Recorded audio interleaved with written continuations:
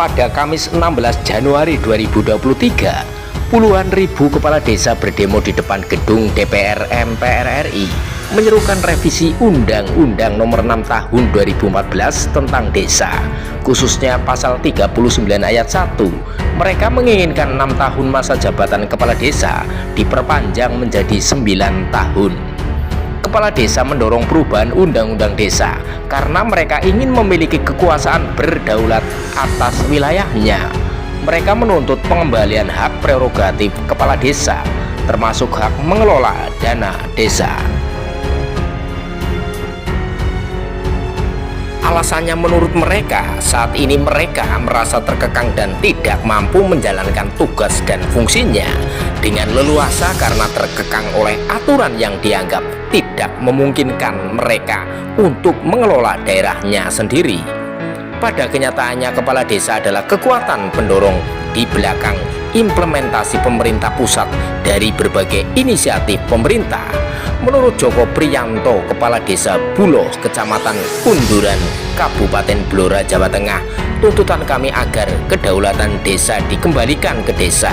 Selama ini kami ujung tombak pemerintah pusat, tapi peraturan yang ada di daerah masih bergantung pada kebijakan di pusat, ujarnya dalam orasi Selasa 17 Januari 2023 lalu di depan gedung DPR MPR RI di Jakarta. Presiden Joko Widodo mengklaim Undang-Undang Desa benar-benar mengatur pedoman yang mengatur masa jabatan kepala desa usai meninjau proyek Sodetan Kali Ciliwung di Jakarta Selasa 24 Januari 2023. Presiden Jokowi mengatakan kepada wartawan, undang-undangnya sangat jelas membatasi 6 tahun dan boleh dipilih kembali 3 periode. Presiden menyatakan tujuan kepala desa adalah agar masa jabatannya diperpanjang. Selain itu, dia meminta para kepala daerah untuk menginformasikan kepada DPR tentang tujuan tersebut. Presiden menjawab, ya, yang namanya keinginan atau aspirasi silahkan ajukan ke DPR. Namun banyak juga kritik terhadap tuntutan warga. Simak pandangan Ahmad Hariri, pakar hukum tata negara dari Universitas Muhammadiyah Surabaya. Dia menilai pembahasan 9 tahun masa jabatan kepala desa bertentangan dengan konstitusi yang dimaksudkan untuk membatasi kewenangan sehingga satu orang tidak menjabat untuk jangka waktu yang diperpanjang. Pembatasan kekuasaan sangat krusial untuk menjalankan negara. Menurut Ahmad, kekuasaan yang tidak dikekang akan cenderung korup. Untuk mencegah absolutisme atau kesewenang-wenangan, sangat penting untuk membatasi kekuasaan dalam hukum konstitusional. Menurut Ubedillah Badrun, pengamat sosial politik Universitas Negeri Jakarta, rotasi jabatan publik dalam demokrasi diperlukan untuk mencegah korupsi dan kecenderungan otoriter. Namun para kepala desa juga memiliki alasan untuk menentang gagasan perpanjangan masa jabatan mereka dari 6 menjadi 9 tahun yang pada dasarnya akan memperkuat stabilitas dan kesinambungan pertumbuhan di tingkat desa. Kepala desa dapat lebih fokus dan konsisten dalam menjalankan tugas dan kewajibannya dengan memperpanjang masa jabatannya karena tidak terlalu terpengaruh oleh pertimbangan politik jangka pendek. Tujuan untuk memfasilitasi pelaksanaan proyek-proyek pembangunan di tingkat desa dan mengurangi beban pengeluaran administrasi terkait dengan penyelenggaraan pemilihan kepala desa secara normal setiap 6 tahun menjadi motivasi lain untuk saran ini.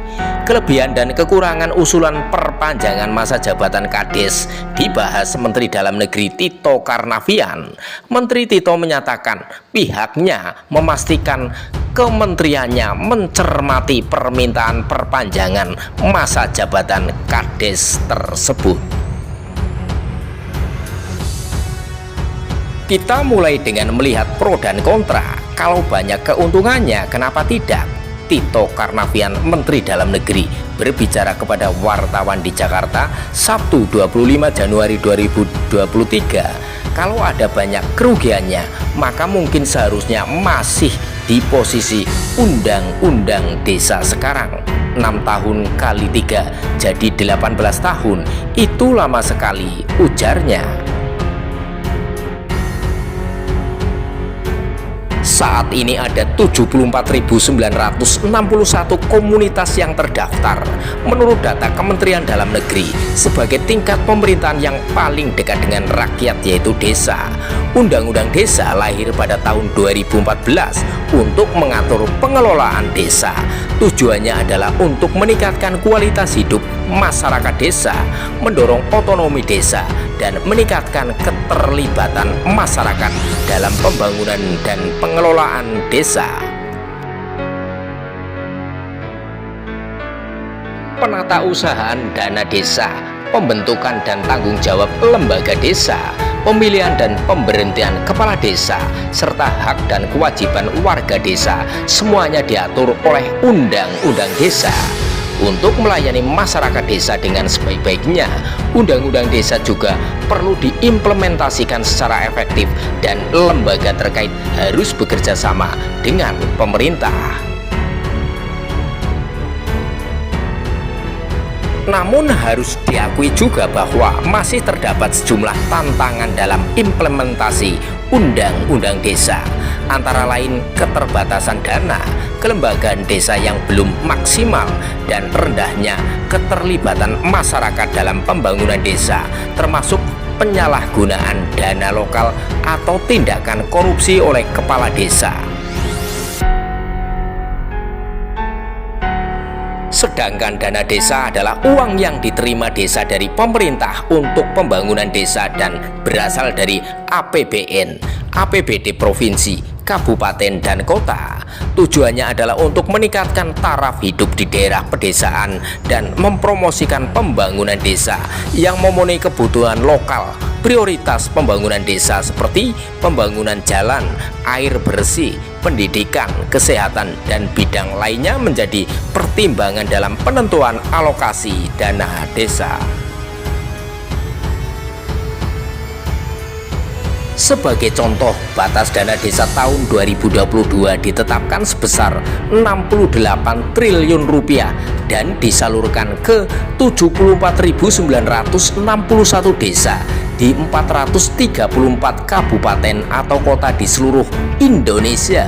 Dibandingkan dengan maksimal dana desa tahun sebelumnya, jumlah ini turun 4 triliun rupiah.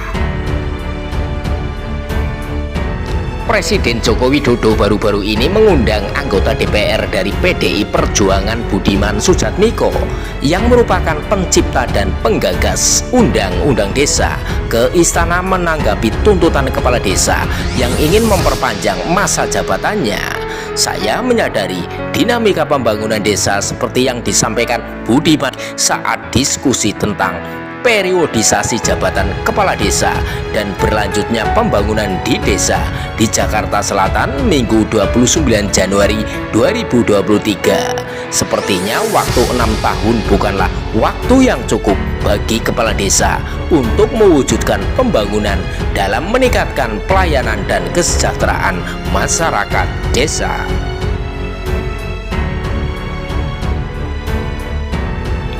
Dari pantauan KPK sepanjang 2012 hingga 2021, terdapat lebih dari 600 kasus korupsi yang melibatkan perangkat desa, yang melibatkan sedikitnya 686 kepala desa. Saya tidak menutup mata terhadap kasus korupsi kepala desa, itu benar kata Budiman. Namun jumlah itu tidak seberapa jika dibandingkan dengan jumlah kepala desa yang mencapai 74.000 lebih menurut Budiman. Keinginan memperpanjang masa jabatan kepala desa menurut Budiman sangat penting untuk menjaga stabilitas politik desa. Menurutnya, perbedaan pendapat dalam pemilihan kepala desa telah terjadi selama bertahun-tahun dan dapat menghambat proses pertumbuhan masyarakat. Berdasarkan pengamatan awal dilakukan di lapangan, khususnya bagi kepala desa yang bervisi besar, masa jabatan 6 tahun dirasa kurang memadai. Karena itu lanjutnya saya mendukung keinginan memperpanjang masa jabatan selama 9 tahun, tapi dibatasi hanya 2 periode. Menurut Undang-Undang 6 tahun 2014 tentang desa yang berlaku saat ini, masa jabatan kepala desa adalah 6 tahun, namun dapat dipilih kembali hingga 3 periode. Betapa pentingnya pembangunan desa, dosen senior IPDN Asrihadi MA mencontohkan pembangunan berbasis desa yang digambarkan Budiman terjadi di sejumlah negara maju, misalnya di Cina, Korea Selatan, Jepang, dan Jerman. Asrihadi lulusan program studi sosiologi Universitas Indonesia yang kini sedang menempuh pendidikan lanjutan di Monash University di Melbourne, Australia, mengatakan, kita harus belajar dari negara-negara tersebut. Dia mengutip Jerman sebagai contoh, di mana pembangunan desa dimulai dengan sukses pada tahun 1850-an dengan pendirian koperasi kontemporer di sektor pertanian. Perekonomian Jerman saat ini menduduki peringkat nomor 4 secara global.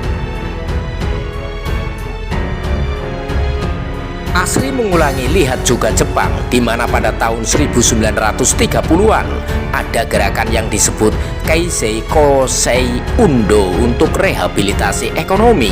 Ini adalah program pembangunan partisipatif berbasis masyarakat desa pertama yang pernah dibuat. Tujuannya adalah untuk memperkuat sistem pertanian dan peternakan Jepang melalui kerjasama dan pengambilan keputusan berbasis data. Perekonomian Jepang saat ini berada di peringkat ketiga dunia. Dalam perbincangan tersebut, Budiman memberikan penjelasan roadmap yang bersama dengan Undang-Undang Desa menargetkan 38.000 komunitas menjadi desa industri yang terkoneksi ke seluruh dunia, serta membagi desa menjadi seberapa kelompok berdasarkan seberapa baik sumber daya manusia dan sumber daya alam mereka dapat digunakan untuk memproduksi barang industri berkualitas tinggi. Dengan cara ini, desa diubah menjadi fokus rantai pasokan yang terkoordinasi dalam jaringan komunitas industri yang dapat bersaing secara global.